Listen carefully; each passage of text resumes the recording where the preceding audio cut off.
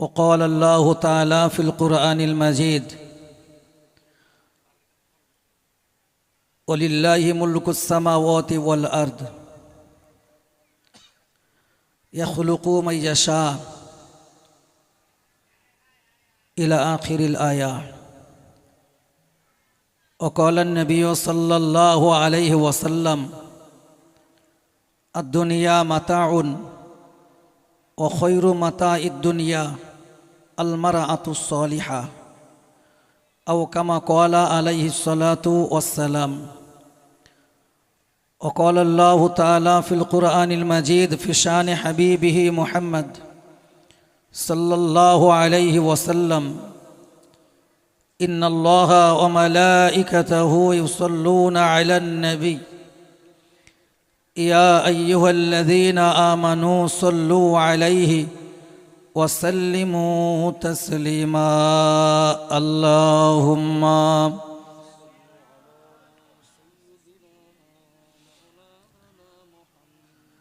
وعلى آل سيدنا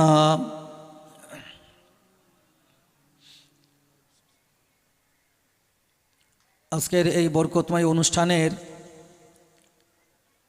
নির্বাচিত সম্মানিত সভাপতি সাহেব, আমার সম্মুখে উপবিষ্ট জ্ঞান পিপাসু শ্রোতা মণ্ডলী, মঞ্চে উপবিষ্ট বিভিন্ন গুণীজন, পর্দার আড়ালে অবস্থিত পর্দানসীন মায়েরা এবং বোনেরা, শ্রেণী নির্বিশেষে সকলের প্রতি আন্তরিক মোবারকবাদ জ্ঞাপন করছি। প্রশংসা জ্ঞাপন করছি সেই মহান প্রতিপালক আল্লাহ পাক রব্বুল আলামিনের জন্য, যে মহান করুণাময়ী আল্লাহ পাক রব্বুল আলামিন আমাদিগকে এক আল্লাহ তাআলার বিশ্বাসী বান্দাদের অন্তর্ভুক্ত করেছেন। বলি সকলে আলহামদুলিল্লাহ। দরুদ ও সালাম আখিরি জামানার পয়গম্বর হুজুরপুর নূর সাল্লাল্লাহু তাআলা আলাইহি ওয়াসাল্লামের জন্য। বলি সকলে সাল্লাল্লাহু আলাইহি ওয়াসাল্লাম। আজকে মজলিসটার দিকে লক্ষ্য করে আমি আগে প্রথমে দুটো কথা বলতেই হয়। আমার অত্যন্ত প্রিয় মানুষ হযরত মাওলানা আব্দুল মুহিত সাহেব হুজুর, তিনি আপনাদেরকে একটা কথা শোনাচ্ছিলেন যে সামনের দিকে আগিয়ে এলে বোম মারার ভয়টা আছে নাকি। বিষয়টা এটা নয়, যদিও হুজুর বিষয়টা হয়তো মজা করেছেন, এর ভিতর দিয়ে হুজুরের কথাটা বুঝতে হবে। আল্লাহ রাসূল সাল্লাল্লাহু আলাইহি ওয়াসাল্লাম একটি হাদিসে বলেন, ইন্নাল্লাহা জামিলুন ইউহিব্বুল জামালা। আমার আল্লাহ সুন্দর, তিনি সুন্দরকেই ভালোবাসেন। একটু খুশি হয়ে সুবহানাল্লাহ বলুন। সুতরাং মজলিসটাকে সুন্দর করতে হবে আমাদেরকে। আমি যখন এখানে পৌঁছালাম মজলিসটা খুব সুন্দর ছিল। মাঝখানে এশার নামাজের জন্য আমরা নামাজ আদায় করে নিলাম, উঠে গেলাম। আমরা যেভাবে মজলিসটাকে সুন্দর রেখে গিয়েছিলাম, চলে গেলাম, দেখে গিয়েছিলাম, ওই একই রকম সৌন্দর্য জায়গায় আমাদেরকে আবার ফেরত আনতে হবে। বরকত স্বরূপ আমি আজকের আলোচনার শুরুতে আল্লাহ রাসূল সাল্লাল্লাহু আলাইহি সাল্লামের উপরে দরুদ শরীফ পাঠ করলাম আপনাদেরকে নিয়ে। আল্লাহ রাসূল একটি হাদিসে বলেন, যায়্যিনু মাজালিসাকুম, তোমরা তোমাদের মজলিসগুলো সুন্দর করে নাও। সুবহানাল্লাহ বলুন। সুন্দর কিভাবে করব? রাসূল বললেন, বিসসালাতি আলাইয়া, আমি রাসূল আমার উপরে দরুদ পড়ার দ্বারা। সুবহানাল্লাহ। তো যে মজলিসে যত বেশি লাইটিং থাকবে, ঝাড়বাতি থাকবে, অনেক বেশি আলো থাকবে, অনেক বেশি সজ্জা থাকবে, ওই মজলিস তত সৌন্দর্য বেশি, এটা নয়। বরং রাসূল বললেন, যায়্যিনু মাজালিসাকুম বিসসালাতি আলাইয়া, তোমরা, আমি রাসূল সাল্লাল্লাহু আলাইহি ওয়াসাল্লাম, আমার উপরে দরুদ পড়ার ভিতর দিয়ে তোমাদের মজলিসটাকে তোমরা সুন্দর করে নাও। আল্লাহ নবী তারপরে বলেন, আর যে ব্যক্তিটা, আমি রাসূল আমার উপরে দরুদ পড়ার ভিতর দিয়ে মজলিসের সৌন্দর্য বাড়াতে পারল, ওই সমস্ত ব্যক্তিদের জন্য ময়দানে মাহশারে ওই মজলিসটা আল্লাহ তাআলার কাছে নূর হিসাবে উপস্থিত হয়ে যাবে। একটু খুশি হয়ে বলুন। এই বিষয়গুলো আমরা জানবো কোথা থেকে? রসুলের হাদিস থেকে। আমাদের আমলের জীবন গঠন করার জন্য আমরা যেগুলো পাবো, হয় কোরআন থেকে পাবো, নতুবা হাদিস শরীফ থেকে পাবো, অথবা আল্লাহ তাআলার ওলি বান্দাদের কওল থেকে পাবো, তাই তো নাকি? পৃথিবীতে যত কথা আছে সব থেকে দামি কথা তিনটি। আমার কথাগুলো মুখস্থ করে যেতে হবে। আমি স্বরূপনগর বোলাকে জলসার উদ্দেশ্যে আসা আমার স্বরূপনগর ওয়াসিয়া সিনিয়র মাদ্রাসা পর্যন্ত। আমি গত বছরে সম্ভবত ওই মাদ্রাসার কাছাকাছি 4টি প্রোগ্রাম করেছি, কিন্তু এদিকে আর নয়।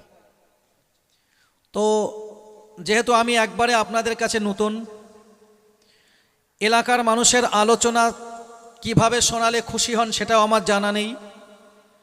তারপরেও এই প্রতিষ্ঠানদের দিকে লক্ষ্য রেখে যেগুলো আমাদের জন্য উপকারে আসবে, আমি সাদামাটাভাবে দু একটি কথা আপনাদেরকে শুনিয়ে যাব ইনশাআল্লাহ।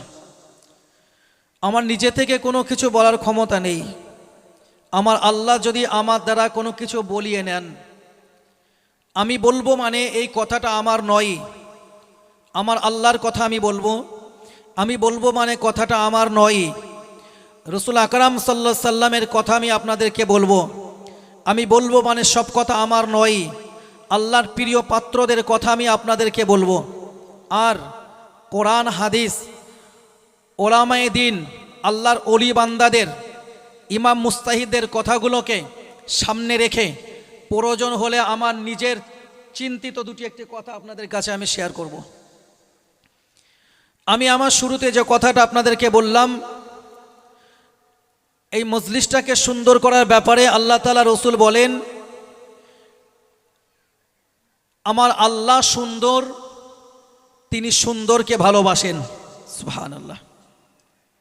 আমার আল্লাহ পবিত্র কোরআনে জানিয়েছেন, ফুজু জিনাতাকুম ইনদা কুল্লি মসজিদ, তোমরা প্রত্যেকটা মসজিদে সাজসজ্জার পোশাক গ্রহণ করো।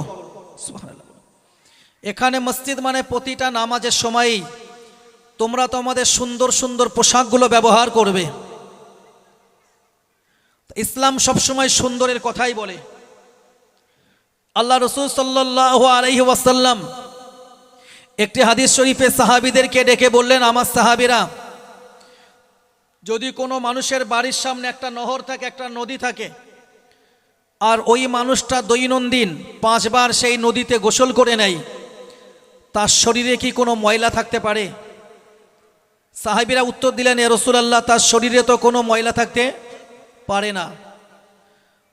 রসুল এর উদাহরণ দিলেন অজুর, এ উদাহরণ দিলেন অজু করে নামাজ আদায় করার।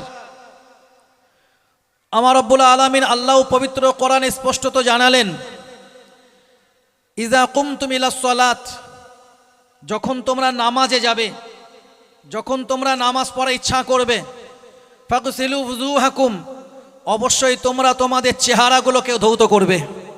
সুবহানাল্লাহ বলুন। এই আয়াতে আমার আল্লাহ পর্যায়ক্রমে বলে গেলেন, তোমরা 2 হাতের কনুই সহ ধৌত করবে। ওয়ামসাউ বিরুউসাকুম, তোমরা তোমাদের মাথা মাসাহা করবে। ও আরজুলাকুম ইলাল কাবাইন, 2 পায়ের গিট সহ তোমরা তোমাদের পাগুলোকে ধুয়ে নেবে। সুবহানাল্লাহ বলুন।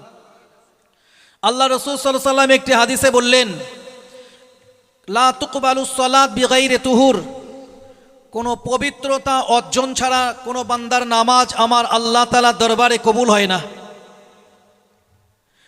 আমি আমার এই কথাগুলোর ভিতর দিয়ে আপনাদেরকে যেটা বোঝাতে চাইছি, ইসলাম সুন্দর, ইসলামকে আঁকড়ে ধরলে আমার জীবনটা সুন্দর হবে। ইসলাম সুন্দর, আমার আল্লাহ সুন্দর, আমার আল্লাহ সুন্দর আঁকড়ে ধরতে বলেছেন। একমাত্র ইসলামের ভিতর দিয়েই একজন মানুষ তার সুন্দর জীবন গঠন করতে পারেন। সুবহানাল্লাহ বলুন। হাদিস শরীফের ভিতরে আমরা পাই, আল্লাহ রাসূল সাল্লাল্লাহু আলাইহি ওয়াসাল্লাম বলেন, মান আহাব্বা সুন্নতি ফাকাদ আহাব্বানি ওয়া মান আহাব্বানি কানা মাই ফিল জান্নাহ, যে ব্যক্তিটা আমি রাসূল আমার সুন্নাতকে ভালোবাসলো, ওই ব্যক্তিটা প্রকৃত অর্থে আমি রাসূলুল্লাহ সাল্লাল্লাহু আলাইহি ওয়াসাল্লাম আমাকেই ভালোবাসলো। একটু খুশি হয়ে বলুন, আল্লাহ নবী আরো বলেন, ওমান আহাব্বানি, আর যে ব্যক্তি আমি রসুল আমার সুন্নাতকে ভালোবাসতে পারলো, আমার সুন্নাতের ভালোবাসার ভিতর দিয়ে আমাকে ভালোবাসা দেখাতে পারলো, কানা মাই ফিল জান্নাহ, ওই ব্যক্তি আমার সঙ্গেই আল্লাহর দয়ার জান্নাতে অবস্থান করবে।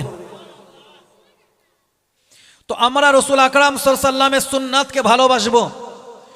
আল্লাহ রসুল সাল্লাল্লাহু আলাইহি ওয়াসাল্লাম একটি হাদিসে বলেন, তোমরা তত সময় পর্যন্ত পরিপূর্ণ ঈমানদার হতে পারবে না যত সময় না পর্যন্ত তোমরা তোমাদের মাল সামান অপেক্ষা, তোমরা তোমাদের পরিবার পরিজন অপেক্ষা, তোমরা তোমাদের সন্তান সন্ততি অপেক্ষা, এমনকি তোমাদের জীবন অপেক্ষাও আমি রসুল আমাকে ভালোবাসা না দেখাতে পারবে তত সময় পর্যন্ত তোমরা পরিপূর্ণ ঈমানদার হতে, পরিপূর্ণ মুসলমান হতে পারবে না।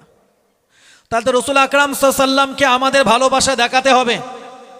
একটি হাদিস থেকে পেলাম, রসুলের ভালোবাসা দেখাতে গেলে যদি আমার সামনে চলে আসে আমার সন্তান, অপর সাইডে আল্লাহ তাআলা রসুল, আমার সন্তান অপেক্ষা আমার পক্ষ থেকে ভালোবাসা দেখানো হবে আল্লাহ তাআলা রসুলের উপরে। সুবহানাল্লাহ বলুন। আমার সামনে যদি বাধা হয়ে দাঁড়ায় আমার সম্পদ, অপর দিকে রসুলের ভালোবাসা, আমি আমার সম্পদের বুকের উপরে লাথি মেরে আল্লাহ রসুল সাল্লাল্লাহু আলাইহি ওয়াসাল্লামের প্রতি ভালোবাসা দেখাবো। আমার সামনে যদি দাঁড়িয়ে যায় আমার বাবা মা, অপর দিকে রসুলের ভালোবাসা, আমি আমার বাবা মার কোনো কথা চিন্তা না করে আল্লাহ রসুলের ভালোবাসা আগে দেখাবো। আমার সামনে দাঁড়িয়ে যেতে পারে আমার বিবি বাচ্চা, অপর দিকে রসুলুল্লাহর ভালোবাসা, আমি আমার বিবি বাচ্চাদের দিকে না তাকিয়ে রসুলুল্লাহর ভালোবাসার দিকে বেশি গুরুত্ব দেব। যদি আমি প্রকৃত অর্থে এভাবে দেখাতে পারি তাহলেই তো আল্লাহ রসুল সাল্লাল্লাহু আলাইহি ওয়াসাল্লামের ওই হাদিসটার উপরে আমল করা হবে। আমার জীবন অপেক্ষা আমি রসুলকে ভালোবাসা দিলাম, আমার সম্পদ অপেক্ষা রসুলুল্লাহকে ভালোবাসা দিলাম, আমার বাবা মা অপেক্ষা রসুলুল্লাহকে ভালোবাসা দিলাম। এক কথাই আমি সর্বক্ষেত্রেই আমার পক্ষ থেকে সমস্ত প্রকার ভালোবাসা আল্লাহ রসুল সাল্লাল্লাহু আলাইহি ওয়াসাল্লামের জন্য উজাড় করে দিলাম। একটু খুশি হয়ে বলুন, যখনই আমার পক্ষ থেকে এটা সম্ভব হবে তখন আমি একজন প্রকৃত অর্থে আল্লাহ রসুল সাল্লাল্লাহু আলাইহি ওয়াসাল্লামের ভালোবাসার উম্মাতে পরিণত হতে পারবো। আর যদি আমার ভিতরে এর কোনো খবর না থাকে তাহলে শুধুমাত্র মৌখিক ভালোবাসা দেখিয়ে আমরা প্রকৃত অর্থে আল্লাহ রসুল সাল্লাল্লাহু আলাইহি ওয়াসাল্লামের প্রকৃত ভালোবাসার উম্মাতে পরিণত হতে পারবো না। আমরা হাদিস শরীফের ভিতরে দেখি, দয়ার হাবিব মুহাম্মদ রাসূলুল্লাহ সাল্লাল্লাহু আলাইহি ওয়াসাল্লাম বলেন ময়দানে মাহশারের ব্যাপারে, যেদিনে আমার আল্লাহ বিচারকের আসনে বসবেন, আমার আল্লাহ যেদিন বিচার নেবেন, আমার আল্লাহ তাআলা নিজের বিচারের ব্যাপারে বলেন, আলাইসাল্লাহু বিআহকামিল হাকিমিন, আমি আল্লাহ তাআলা কি বিচারকদের মধ্যে শ্রেষ্ঠতম বিচারক নই? কে বললেন? আমার আল্লাহ। আমার আল্লাহ কোরআনের এই আয়াত দিয়ে আমাদের কাছ থেকে যেন একটা উত্তর নিতে চাইছেন। আমার আল্লাহ বললেন, আমি আল্লাহ কি বিচারকদের মধ্যে শ্রেষ্ঠতম বিচারক নই? আমার আল্লাহ যেন এর ভিতর দিয়ে আমাদের কাছ থেকে, আল্লাহর বান্দাদের কাছ থেকে একটা উত্তর নিতে চাইছেন। আমরা আমার আল্লাহ তাআলাকে উত্তর দিলাম, বালা ওয়া আনা আলা যালিকা মিনাশ শাহিদিন। সুবহানাল্লাহ বলুন। আল্লাহ আপনি আমাদের কাছ থেকে জানতে চাইছেন আপনি কি আমাদের জন্য প্রকৃত বিচারক নন? আল্লাহ আপনি প্রকৃত বিচারক, সত্যকার অর্থে আপনি বিচারক। আপনার বিচারে কখনোই আগে পরে হবে না, কারোর দিকে পক্ষপাতিত্ব করা হবে না। আল্লাহ আপনি আহকামুল হাকিমিন, আপনি সমস্ত বিচারকদের মধ্যে শ্রেষ্ঠতম বিচারক। এ কথাটা যখন আপনি আমাদেরকে জিজ্ঞেস করলেন, আমি আল্লাহ কি শ্রেষ্ঠতম বিচারক নই? আল্লাহ আমরা আপনাকে উত্তর দিলাম, বালা ওয়া আনা আলা যালিকা মিনাশ শাহিদিন। আল্লাহ আমরা সাক্ষ্য দিচ্ছি আপনি আমাদের প্রত্যেকের জন্য উত্তম বিচারক। তো আল্লাহ রাসূল সাল্লাল্লাহু আলাইহি ওয়াসাল্লাম ময়দানে মাহশারের ব্যাপারে বললেন, আমার আল্লাহ ময়দানে মাহশারে বিচার করবেন। তবে ওই দিনে আমার আল্লাহ তাআলার কাছে 3 শ্রেণীর ব্যক্তি সুপারিশ করবেন। অন্য হাদিসে আরো পাওয়া যায়। আমি যে হাদিসটা থেকে আপনাদেরকে উদাহরণ দেব, ওই হাদিস আল্লাহ তাআলা রাসূল বললেন, ক্বালা রাসূলুল্লাহি সাল্লাল্লাহু আলাইহি ওয়াসাল্লাম, ইয়াশফাউ ইয়াউমাল কিয়ামাতি সালাসা আল আমবিয়া সুম্মা আল উলামা সুম্মা আশ-শুহাদা। আল্লাহু আকবার বলুন। দয়ার হাবিব মুহাম্মাদুর রাসূলুল্লাহ সাল্লাল্লাহু আলাইহি ওয়াসাল্লাম আমার আল্লাহ তাআলা নবী বললেন, ও আমার সাহাবীরা, আমার উম্মাতানিরা, আমি দয়ার হাবিব মুহাম্মাদুর রাসূলুল্লাহ সাল্লাল্লাহু আলাইহি ওয়াসাল্লাম আমি তোমাদিগকে জানিয়ে দিলাম, ইয়াশফাউ ইয়াউমাল কিয়ামাতি সালাসা, কাল কিয়ামতের দিনে ময়দানে মাশারে তিন শ্রেণীর ব্যক্তি আমার আল্লাহ তাআলার কাছে সুপারিশ করবেন। সুবহানাল্লাহ বলুন। আল্লাহ নবী নাম্বার 1-এ বললেন আল আম্বিয়া। আম্বিয়া শব্দটি বহু বচন, এর এক বচন নবিউন। নবী শব্দটি সিঙ্গুলার, তার প্লুরাল হচ্ছে আম্বিয়া। নবী শব্দটা ওয়াহিদ, তার জামা আম্বিয়া। অর্থাৎ আমার আল্লাহ পাক রব্বুল আলামিনের প্রিয় হাবিব, আখিরি জামানার পয়গম্বর নবী মুহাম্মদ রাসূলুল্লাহ সাল্লাল্লাহু আলাইহি ওয়াসাল্লাম বলেন, আমার আল্লাহ তাআলার কাছে সুপারিশ করবেন সমস্ত নবীরা। একটু খুশি হয়ে বলুন। রাসূল 2 নম্বরে বললেন ওয়াল উলামা, আর আল্লাহ তাআলার কাছে ওই দিন সুপারিশ করবেন আল্লাহ তাআলার আলিম বান্দারা। সুবহানাল্লাহ বলুন। রাসূল 3 নম্বরে বললেন ওয়াশ-শুহাদা, আর ওই দিনে আল্লাহ তাআলার কাছে সুপারিশ করবেন আল্লাহ তাআলা শহীদ বান্দারা, যারা আল্লাহর দ্বীনের রাস্তায়, আল্লাহর দ্বীনের পতাকা, দ্বীনের ঝান্ডা উড্ডীন রাখার জন্য সংসারে মায়া করলেন না, বেবি বাচ্চার মায়া করলেন না, জীবনেরও মায়া করলেন না, আল্লাহর দ্বীনের জন্য জীবন উৎসর্গ করে দিয়েছেন, তারাও আল্লাহ তাআলা দরবারে ময়দানে মাহশারে সুপারিশ করবেন। তবে রাসূল বললেন আউয়ালু শাফিউ ওয়া আউয়ালু মুশাফফাইন, সমস্ত নবীরা সুপারিশ করবে, তবে আমি রাসূল, আমাকেই আমার আল্লাহ প্রথম সুপারিশ করার অনুমতি দেবেন, আমি সর্বপ্রথম সুপারিশ করব। একটু খুশি হয়ে বলুন, আমরা ওই নবীর উম্মত। আল্লাহ রাসূল প্রথম সুপারিশ করবেন আমাদের জন্য।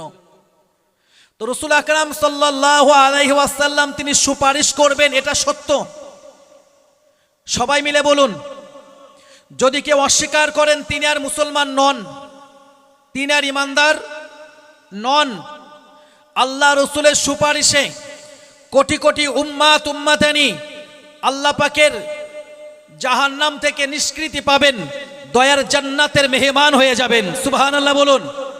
এটাও সত্য, এটা অস্বীকারী আর ইমানদার নয়, মুসলমান নয়। তাহলে একদিকে রাসূলুল্লাহ সুপারিশ করবেন, এটা সত্য, অস্বীকারী ইমানদার নয়, মুসলমান নয়।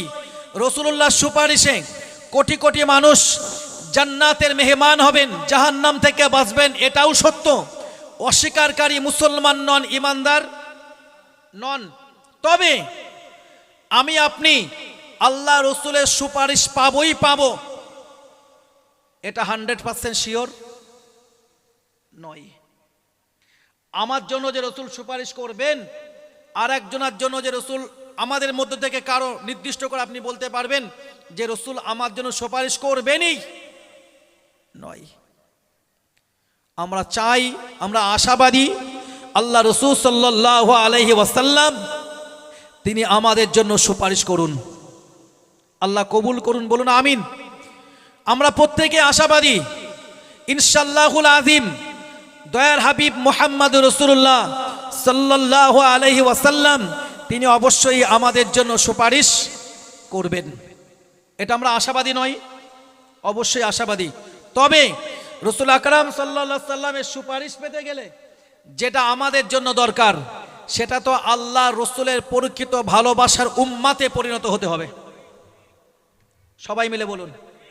যদি আমি না হই তাহলে তো আমার পক্ষে রাসূলুল্লাহর সুপারিশ পাওয়াটা সম্ভবপর নয়। আব্বাজান ভাইজান মনে রাখুন, মা বোনেরা মনে রেখে দিন, আমি রাসূলুল্লাহর হাদিস দিয়ে আপনাদেরকে এটা বোঝাতে চাইলাম দয়া নবী মুহাম্মদ রাসূলুল্লাহ সাল্লাল্লাহু আলাইহি ওয়াসাল্লাম আখিরি জামানার পয়গম্বর। আল্লাহ তাআলা নবী বললেন, ও আমার সাহাবীরা, আমার উম্মত উম্মতানিরা, আমি রাসূলুল্লাহ বলছি, মান আহাব্বা সুন্নতি ফাকাদ আহাব্বানি ওয়া মান আহাব্বানি কানা মাই ফিল জান্নাহ। যে আমি রাসূলুল্লাহ আমার সুন্নাতকে ভালোবাসতে পারলো, ওই ব্যক্তিটা প্রকৃত অর্থে আমি রাসূলুল্লাহ আমাকে ভালোবাসা দেখাতে পারলো। আর আমার সুন্নাতের ভালোবাসার ভিতর দিয়ে আল্লাহ তাআলার যে বান্দাটা আমাকে ভালোবাসা দেখাতে পারলো, ওই বান্দাটা আমার সাথে আল্লাহ তাআলার দয়ার জান্নাতে অবস্থান করবেন। তো রাসূলুল্লাহর ভালোবাসা দেখানো যাবে তিনটি পদ্ধতিতে। কটা পদ্ধতিতে? সবাই এই কথাটা মুখস্থ করে বাড়ি যাওয়া লাগবে। সুরের দিকে লক্ষ্য নয়, আলোচনাটা নিয়ে বাড়ি যাওয়ার দিকে টার্গেট রাখুন। রাসূলের ভালোবাসা দেখানো যাবে কটা পদ্ধতিতে? তিনটে পদ্ধতিতে। এক নাম্বার, জবানে বেশি বেশি আল্লাহ রাসূলের উপরে দরুদ পড়ার ভিতর দিয়ে। একটু খুশি হয়ে বলুন। ওই জন্য রাসূল বললেন, মান সাল্লা আলাইয়া আশরান ফি আউয়ালিন নাহারি ওয়া আশরান ফি আখিরিন নাহারি নালাতুহু শাফাআতি ইয়াউমাল কিয়ামাতি আও কামা ক্বালা আলাইহিস সালাম। রাসূল বলেন, যে ব্যক্তি তার দিনের শুরুতে আমি রাসূলুল্লাহ আমার উপরে 10 বার দরুদ পাঠ করতে পারলো, আবার দিনের শেষে আমি রাসূলুল্লাহ আমার উপরে আরো 10 বার দরুদ পাঠ করতে পারলো, আমি রাসূল বলছি ওই ব্যক্তির জন্য ময়দানে মাহশারে আমি সুপারিশ করব। এটা আমি রাসূল আমার জন্য অত্যাবশ্যক হয়ে যাবে। একটু খুশি হয়ে বলুন। আল্লাহ রাসূল সাল্লাল্লাহু আলাইহি ওয়াসাল্লামের আরেকটি হাদিস থেকে আমরা পাই, আল্লাহ তাআলা রাসূল বলেন, ওই ব্যক্তিটা পৃথিবীতে সবথেকে বড় কৃপণ, যে ব্যক্তিটা আমি রাসূল আমার নাম শুনলো অথচ সে তার জবানে সাল্লাল্লাহু আলাইহি ওয়াসাল্লাম পড়লো না। একটু খুশি হয়ে বলুন। এই মজলিসটার দিকে যদি আমি তাকে জিজ্ঞেস করি, ভাই আমাদের নবীজির নাম কি? বিশ্বাস করুন হয়তো অনেকেই হাতড়াবেন, আহমদ না মুহাম্মদ, মুস্তফা না অন্য কিছু। বিশ্বাস করেন, আমার জীবনের বাস্তব অভিজ্ঞতা থেকে বলছি। আব্দুল মুহিত সাহেব হুজুর বলছিলেন না যে এই খারিজি মাদ্রাসাগুলো বাঁচিয়ে রাখতে হবে, আরবি শিক্ষা বাঁচিয়ে রাখতে, কোরআন হাদিসের শিক্ষা বাঁচিয়ে রাখতে। শুনছিলেন না? শুনছিলেন না? এই মাদ্রাসা সম্ভবত এখন ক্লাস 5, 6, 7 চলছে, তাই তো নাকি? 2023-এ ভর্তি শুরু হয়, 23-5, তারা 24-এ 6-এ ওঠে, তারা 25 এখন 7, এইভাবেই চলছে। আল্লাহ চাইলে এই মাদ্রাসাটা থেকে আলিম ফাজিলের পরীক্ষা দেওয়ার ছেলে পেলে আমাদের ঘরের মেয়েরা তৈরি হয়ে যাবে ইনশাআল্লাহ। বছর যাবে, একটা করে ক্লাস বাড়বে। আমার বাস্তব অভিজ্ঞতা থেকে বলছি, আমি একটা মাদ্রাসাতে ক্লাস 8, 9-এর 7, 8, 9 এমন ক্লাসের কিছু বাচ্চাদেরকে জিজ্ঞেস করছিলাম একটা কুইজ কন্টেস্টে, বলো তো বাবা আমাদের নবীজির নাম কি? তা কেউ বলছে সাল্লাল্লাহু আলাইহি ওয়াসাল্লাম। উত্তর কি? আমাদের নবীর নাম মুহাম্মদ, নবীর নাম আহমদ। অন্তত কলেমা শরীফের ভিতরে আমরা যেটা পেয়েছি, লা ইলাহা ইল্লাল্লাহ মুহাম্মাদুর রাসূলুল্লাহ, মুহাম্মদ আল্লাহ রসুল। সুবহানাল্লাহ বলুন। তো এই মুহাম্মদ নামটাও মুসলমানের ঘরে অনেক সন্তানেরাও জানে না। সে রসুলের উপরে দরুদ পড়বে কি? রসুলের নাম শুনলেই আগে যে তার জবান দিয়ে কালেমা শরীফ, এই দরুদ শরীফ বার করতে হবে, পাঠ করতেই হবে, এটা জানা তো অনেক পরের কথা। নবীজির নামটুকু না জানা মুসলমানও আছে না নেই? অনেক না কম? অনেক। যদি তা না হতো এই মাস 4-5 হবে, আপনারা অনেকে দেখেছেন বাংলাদেশে খুব বড় একটা সরকারি অফিসারের বাবা মারা যায়, তখন চলছে খুব বৃষ্টি, অনেক উচ্চ পদস্থ কর্মচারী তার বাবা মারা গেছে, তো ছেলেটা খুব ব্যস্ত হয়ে গেছে। ইমাম সাহেবের সামনে নামাজের পাটিটা, জায়নামাজটা বিছিয়ে দেওয়ার জন্য ছেলেটাকে এত ব্যস্ত দেখে ইমাম সাহেব এক পর্যায়ে জিজ্ঞেস করছেন, বাবা তুমি এত বিচলিত কেন? বলল হুজুর এখানে কাদা পানি, আপনি সিজদা দেবেন কি করে? বুঝেছেন কিছু? হুজুর এখানে এত কাদা পানি, আপনি সিজদা দেবেন কিভাবে?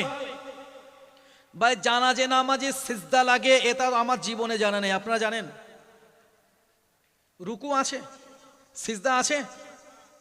এ বেচারা এত বড় অফিসার, একজন নাম করা কর্মচারী, সে তার বাবার জানাজায়, ইসলামের সব থেকে সুন্দর হয় যদি সন্তানের উপস্থিতিতে বাবা মায়ের জানাজা হয়, আর ওই সন্তান যদি তার বাবা মায়ের জানাজা পড়ে ইমাম হয়ে, নাকি নয়?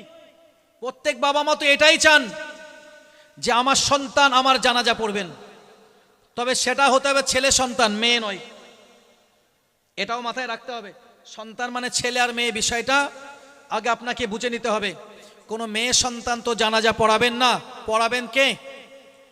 ছেলে সন্তান। তো এত বড় একজন সরকারি উচ্চ পদস্থ কর্মচারী, তারপরেও তারা জানা নেই যে জানাজা নামাজে কোনো রুকু সিজদা লাগে না। তো জানাজা নামাজে কোনো রুকু সিজদা লাগে না, এটা যে ওই ছেলেটার জানা নেই, এই জানা নেই কোনোদিন সেই ছেলেটা কোনো জানাজায় উপস্থিত হয়েছে বলে আপনাদের মনে হয়? কথা বলুন না। আমি আপনাকে যেটা বোঝাতে চাইছি, মুসলমান আল্লাহ তাআলা রাসূলকে ভালোবাসা দেখানোর জন্য যে তিনটি মাধ্যম দরকার, এক নাম্বার মাধ্যম হলো তার জবানে বেশি বেশি করে দয়ার হাবিব মুহাম্মদুর রাসূলুল্লাহ সাল্লাল্লাহু আলাইহি ওয়াসাল্লামের দরুদ শরীফ পাঠ করা। সুবহানাল্লাহ বলুন। দুই নম্বরে মুসলমান তার কলিজা দিয়ে, তার দিল দিয়ে দয়ার হাবিব মুহাম্মদুর রাসূলুল্লাহ সাল্লাল্লাহু আলাইহি ওয়াসাল্লামকে ভালোবাসা দেখাবেন। নিজের সন্তান অপেক্ষা বেশি, নিজের সম্পদ অপেক্ষা বেশি, বাবা মা অপেক্ষা বেশি, বিবি অপেক্ষা বেশি, আর অন্য কিছু যা আপনি উল্লেখ করবেন সব কিছু চাইতে মুসলমান রাসূলুল্লাহর উম্মত তানার কলিজা দিয়ে, তানার দিল দিয়ে রাসূলুল্লাহকে সব চাইতে বেশি ভালোবাসা দেখাবেন। সুবহানাল্লাহ বলুন। দুই নাম্বার মাধ্যম, একটা জবানে বেশি বেশি দরুদ পড়া। দুই নাম্বার মাধ্যম তার কলিজা দিয়ে সম্পদ, সন্তান, বাবা মা, ভাই বোন, স্ত্রী, পরিবার পরিজন, মাল সামান, জায়গা জমি, টাকা পয়সা, অর্থবিত্ত সব কিছুর ঊর্ধ্বে আল্লাহ রাসূল সাল্লাল্লাহু আলাইহি ওয়াসাল্লামকে বেশি ভালোবাসা দেখাবেন। একটু খুশি হয়ে সুবহানাল্লাহ বলুন। তিন নাম্বার পদ্ধতি হলো, তিন নাম্বার পদ্ধতি তার গোটা শরীর দিয়ে আল্লাহ রাসূল সাল্লাল্লাহু আলাইহি সাল্লামের মহব্বত দেখাতে হবে। কি দিয়ে? তার গোটা শরীর দিয়ে। শরীর দিয়ে যদি রসুলের মহব্বত দেখাতে হয়, এই যে টুপিটা রসুলের সুন্নাত আমি মাথায় পরিধান করলাম, এই টুপিটা পরিধান যখন আমি মাথায় করব, আমার ভিতরে একটা নিয়াত থাকবে, আল্লাহ রসুল এইভাবে টুপি পরিধান করেছেন, এটা রসুলুল্লাহ সুন্নাত, তাই আমি এটা পরিধান করছি। সুবহানাল্লাহ বলুন। আমি যখন গায়ে বড় জামা পরব, জুব্বা পরব, পিরহান পরব, পাঞ্জাবি পরব, আমি নিয়াত রাখবো আল্লাহ রাসূল সাল্লাল্লাহু আলাইহি ওয়াসাল্লাম তিনি বড় জামা পরিধান করেছেন, তাই তো রাসূলের সুন্নাত পালন করার জন্য আমিও বড় জামা ব্যবহার করছি। আমি যখন পরনে লুঙ্গি পরব, প্যান্ট পরব, পাজামা পরব, অবশ্যই আমার ওই পোশাকটাকে পায়ের গাঁটের উপরে তুলব। কেন?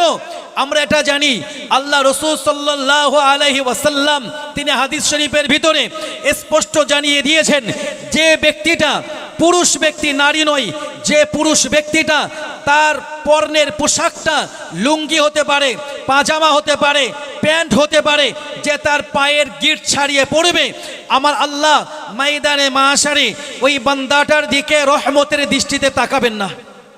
নাউজুবিল্লাহ বলুন। তাহলে যখন আমি পোশাকটা পরিধান করব, আমার ভিতরে ওই টেন্ডেন্সি ঢুকবে, ওই সেন্স তৈরি হবে, আমার ভিতরে ওই চেতনা তৈরি হবে। আমি একজন যুবক ছেলে, আমি একজন বয়স্ক মানুষ, আমি যে প্যান্ট পরছি যে লুঙ্গি পরছি, যে পাজামা পরছি, আমার এই পরনের পোশাকটা যেন পায়ের গিঁটটা ছাড়িয়ে না যায়। এটা সুন্নত বিরোধী, এটা রাসূলুল্লাহর নিয়মের বিরোধী, এটা সাহাবীদের নিয়মের বিরোধী। এটার ভিতরে লিবাসুস সলিহিন পাওয়া যায় না, আল্লাহ ওয়ালাদের পোশাকের চিত্র পাওয়া যায় না। এটার ভিতরে লিবাসুত তাকওয়া পাওয়া যায় না, আল্লাহ ভীরুতার পোশাকের চিত্র খুঁজে পাওয়া যায় না। সুতরাং আমার পক্ষ থেকে ওই পোশাকটাও বর্জনীয়। সুবহানাল্লাহ বলুন।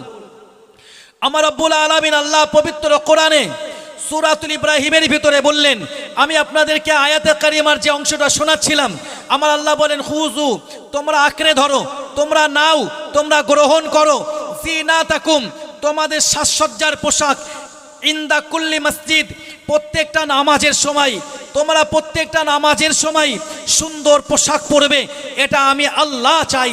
সুবহানাল্লাহ বলুন।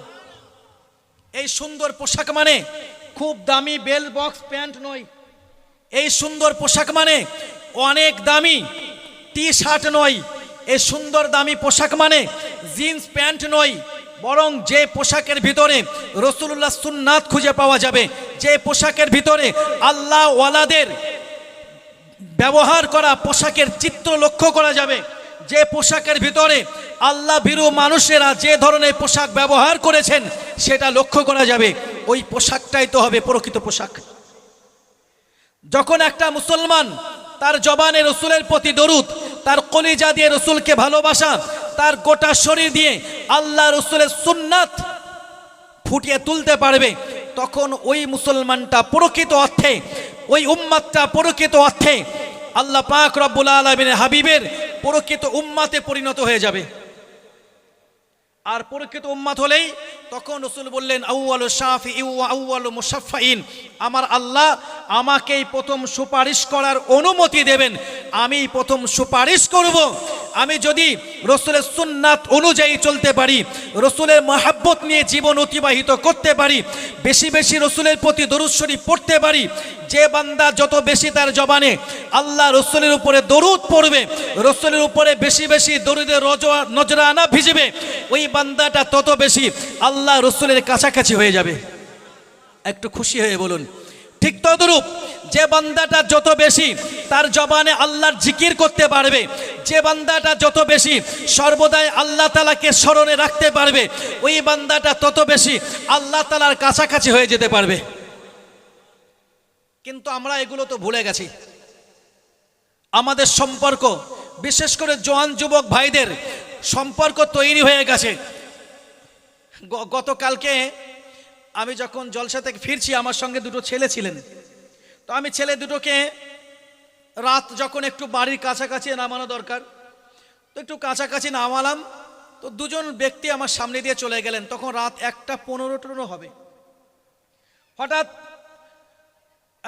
এক ছেলেটি আমাকে বলছে যে এই দেখতে পাচ্ছেন, তিনি আমার একটু রিলেটেড আর কি, একটু রিলেটিভ আর কি, বলে এত সময় ক্যারাম খেলছিল। কি খেলছিল? ক্যারাম। রাত 1:15 মানে রাত খুব কম মনে হয়। এসার সময় পেরিয়ে তাহাজ্জুদের ওয়াক্ত শুরু হয়েও আরো 2 ঘন্টা পেরিয়ে গেছে নাকি নয়? আল্লাহ রাসূল সাল্লাল্লাহু আলাইহি ওয়াসাল্লামকে জিজ্ঞাসা করা হয়েছিল, ইয়া রাসূলুল্লাহ, ইয়া হাবিবাল্লাহ, কোন সময়ের দোয়া আমার আল্লাহ তাআলার কাছে বেশি গ্রহণযোগ্য? সুবহানাল্লাহ বলুন। ইয়া রাসূলুল্লাহ, কোন সময়ের দোয়া আল্লাহ তাআলার কাছে সবচাইতে দামি? আল্লাহ রাসূল বললেন, রাতের শেষ অংশের দোয়া। একটু খুশি হয়ে বলুন। 2 নম্বর রাসূল বললেন, প্রত্যেক ফরজ নামাজের পরের দোয়া। একটু খুশি হয়ে সুবহানাল্লাহ বলুন। এই বান্দাটা রাতের শেষ অংশে দোয়া করছে না কি কিরাম পিটছে?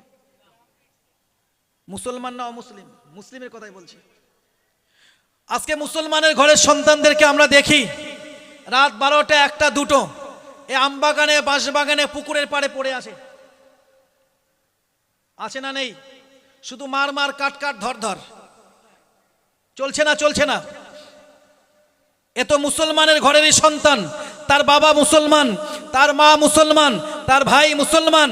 সে বাবা এবং মায়ের বৈধ সম্পর্কে বিবাহ দেওয়ার জন্য ইসলামিক শরিয়াত নিয়ম মেনে ইমাম সাহেবকে দিয়ে বাবা আর মায়ের ভিতরে শরিয়াতের বন্ধন জুড়ে দিয়ে হালাল জাদা সন্তান, সে আল্লাহ তাআলার অখুশির কাজ করছে বাগানে বসে, কখনো আমতলায়, কখনো বাঁশবাগানে, কখনো পুকুরে পাড়ে, কখনো রাস্তার ধারে। একবারও তার মাথার ভিতরে এ চেতনা তৈরি হয়নি আমাকে একদিন মরতে হবে, আমাকে একদিন দুনিয়া ছাড়তে হবে। আল্লাহ তাআলা রসুলের সুপারিশ ছাড়া, আল্লাহ তাআলার রহমত ছাড়া, আল্লাহর দয়া ছাড়া আমাকে তো জাহান্নাম থেকে বাঁচার কোনো সুযোগ নেই। এর চিন্তা আছে? চিন্তা নেই। ওই চিন্তা নেই বলেই আজকে এমন মাদ্রাসা, মেয়েদের মাদ্রাসা দরকার। আগে মেয়েদের মাদ্রাসা কেন দরকার? বলা হয়েছে আল উম্মু মাদ্রাসা, মা হলেন প্রকৃত শিক্ষা কেন্দ্র। সবাই মিলে খুশি সুবহানাল্লাহ বলুন। প্রকৃত শিক্ষা কেন্দ্র কে? মা।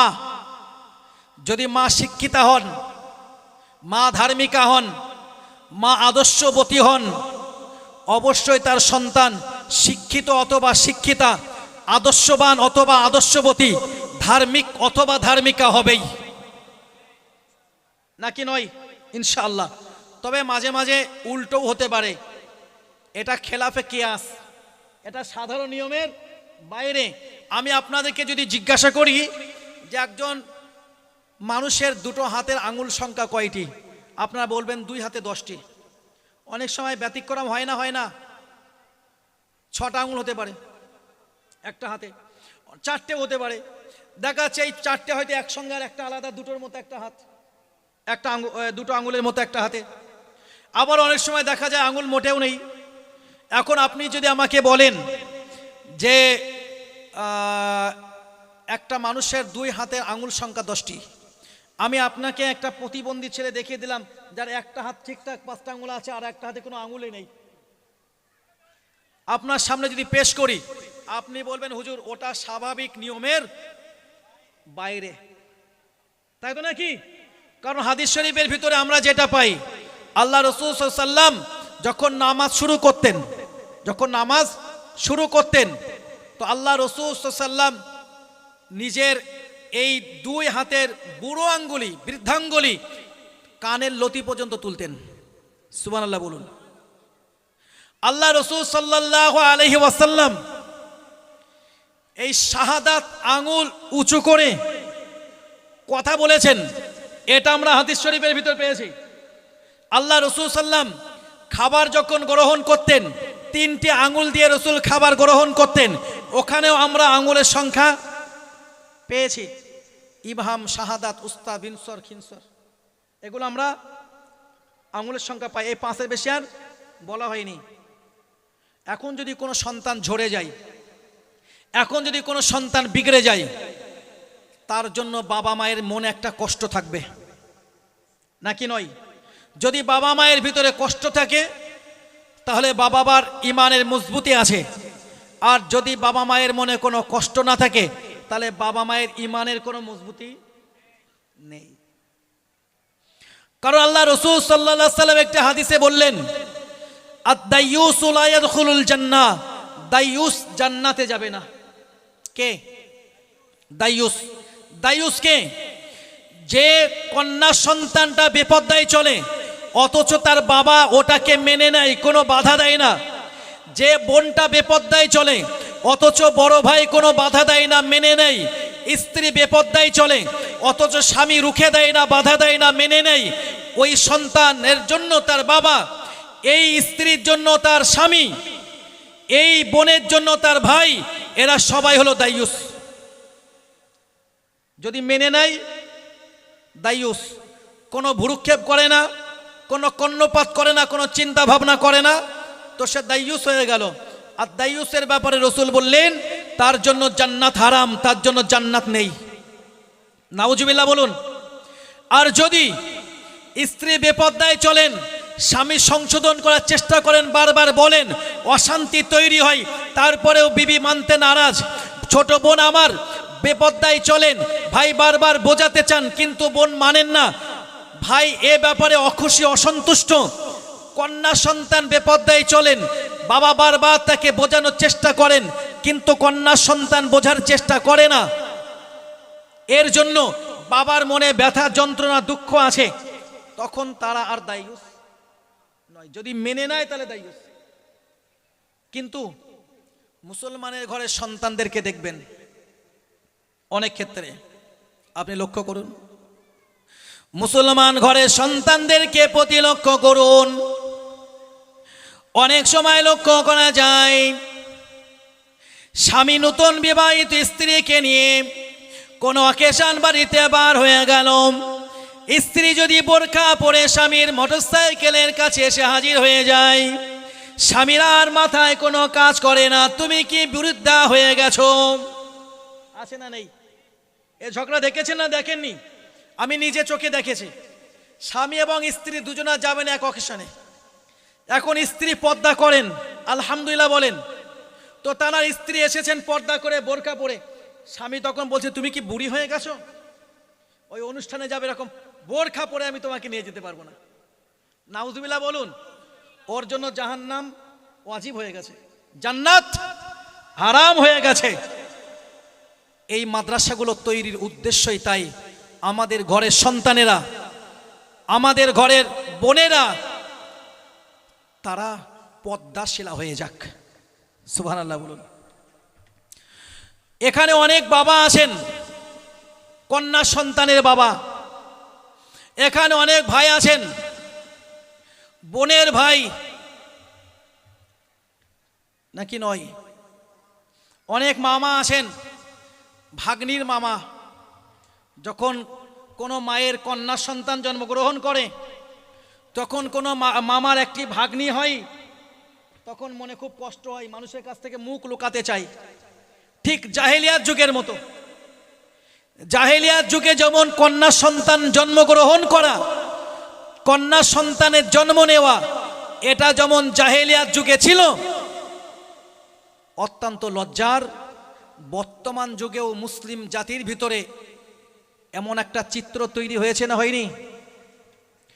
কন্যা একাধিক হলে ওই কন্যার মাকে ডিভোর্স নিয়ে, তালাক নিয়ে বাবার বাড়ি ফিরতে হয়েছে। এটা আপনারা দেখেছেন না দেখেননি?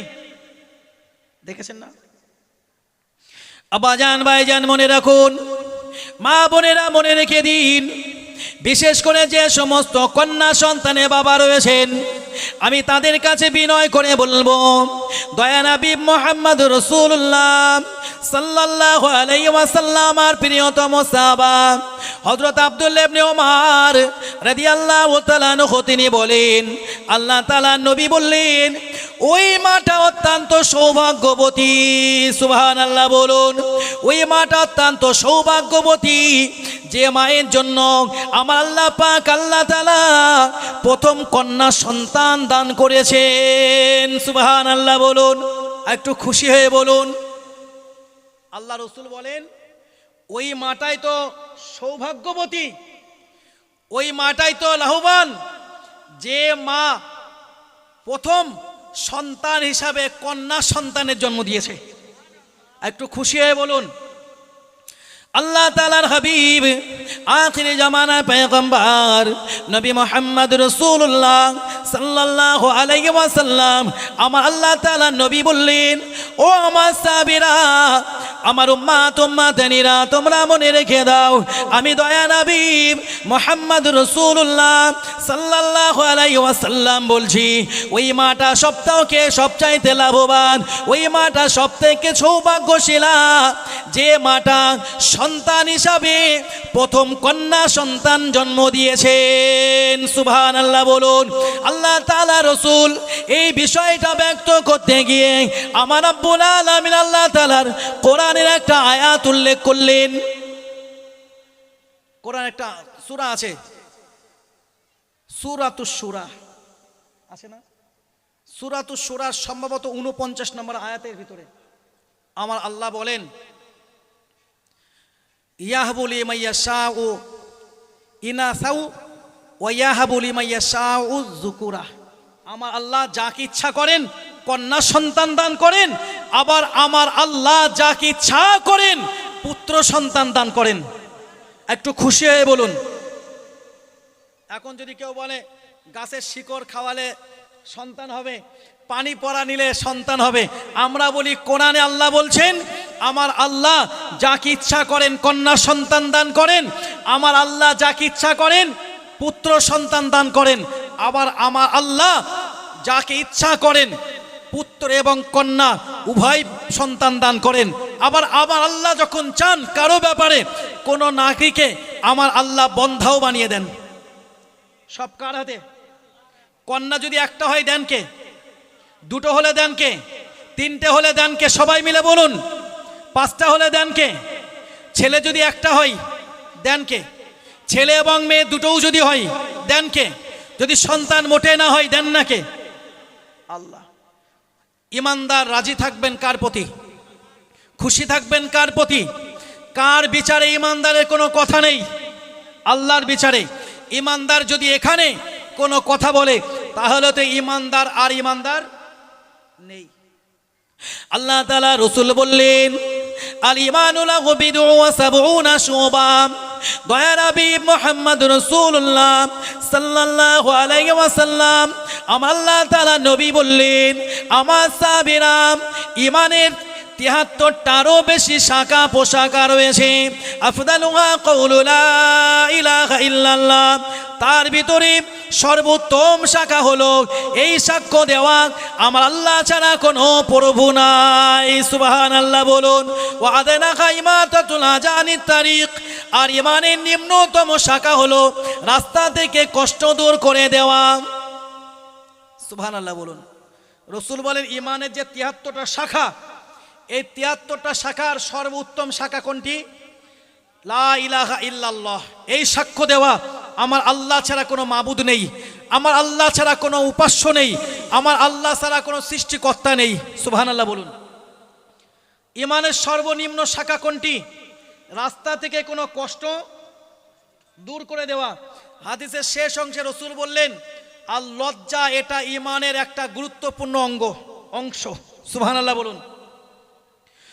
মুহাদ্দিসিনে কেরামগণ এই হাদিসটার ব্যাখ্যা করতে গিয়ে বলেন ঈমানদার মুসলমান আল্লাহ তাআলা রাসূল হাদিস শরীফের ভিতরে ঈমানদারের পরিচয় দেওয়ার জন্য, প্রকৃত ঈমানদারের পরিচয় দেওয়ার জন্য আল্লাহ তাআলা নবী বললেন ঈমানের ৭৩টারও বেশি শাখা পোশাকা রয়েছে। তার ভিতরে সবচাইতে বড় শাখা ঈমানদার এটা বলবে আমার আল্লাহ ছাড়া কোনো মাবুদ নেই, আমার আল্লাহ ছাড়া কোনো উপাস্য নেই। সুবহানাল্লাহ বলুন। ঈমানের নিম্নতম শাখা হলো রাস্তা থেকে কষ্ট দূর করে দেওয়া। রাসূল বললেন আরেকটি কথা, ওয়াল হায়াউ শুবাতুম মিনাল ঈমান। লজ্জা করা, লজ্জা করা, লজ্জা করা এটা ঈমানের একটা গুরুত্বপূর্ণ অংশ। যার লজ্জা নেই লা তারিফু মারুফান ওয়ালা ইউনকিরু মুনকারান, সে কারে খারাপ বলে কারো ভালো বলে কিছুই বোঝে না। আর যার লজ্জা আছে সে সব কিছুই বোঝে। ওই জন্য তো আমরা দেখি, ওই জন্য আমরা দেখি আমার এই মাদ্রাসার একেবারে কচি কচি আমার সোনার মানিকেরা, আমার সন্তান সমতুল্য। আমার বড় মেয়ে ক্লাস 6-এ পড়ে, এখানে 5, 6, 7 মানেই এরা আমার সন্তানের মতো। আমার সন্তান সমতুল্য সোনার মানিকেরা এই মাদ্রাসার ভিতরে যে কেউ চলে যান দেখেন আমার সোনার মানিকেরা পরিপূর্ণ হিজাবের ভিতরে, পরিপূর্ণ পর্দার ভিতরে। অথচ রাস্তায় বার হন দেখবেন এই সন্তানদের মায়ের সমতুল্য বয়স্ক যারা তারাও বেপর্দায় রাস্তায় ঘুরছে। এখানে কোনো পুরুষের আনাগোনা নেই, এখানে কোনো পুরুষের পারমিশন নেই। আব্দুল মুহিত সাহেব হুজুর আপনাদেরকে দাওয়াত দিয়েছেন, ইয়াকুব সাহেব হুজুর আপনাদেরকে দাওয়াত দিয়েছেন, অল ইন্ডিয়া সুন্নাতুল জামাত সংগঠনের পক্ষ থেকে আমরা আপনাদেরকে দাওয়াত দিয়েছি।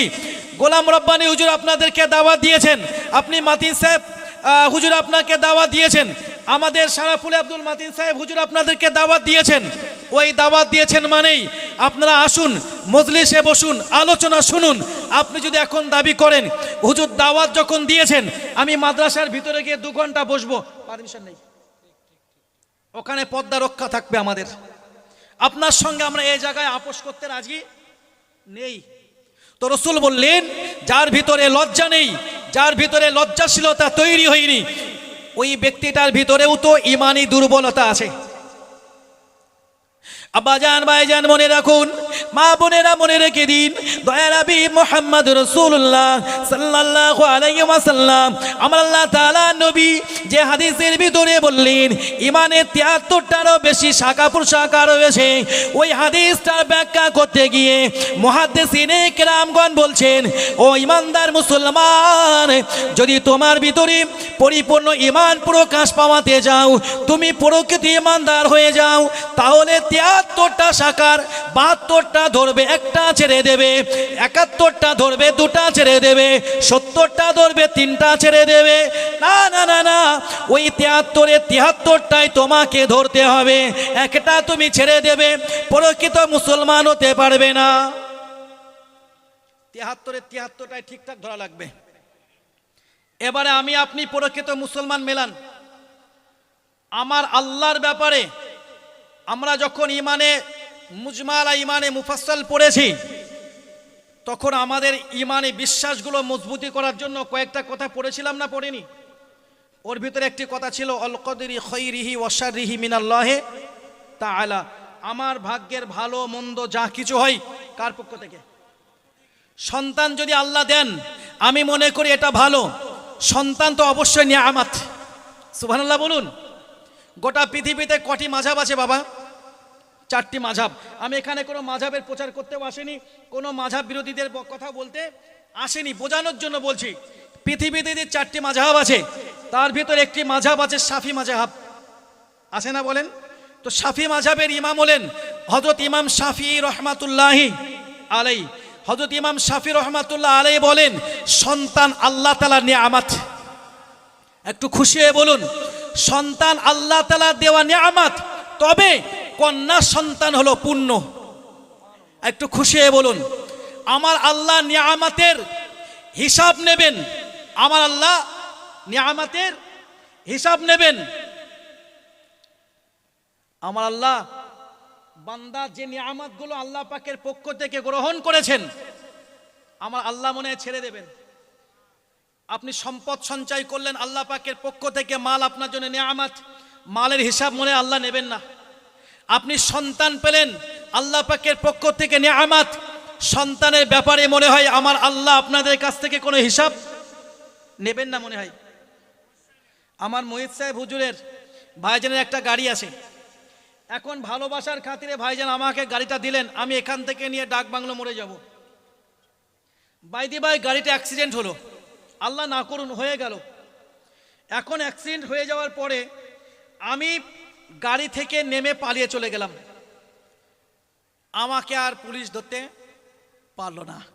অ্যাক্সিডেন্টের দ্বারা যারা ক্ষতিগ্রস্ত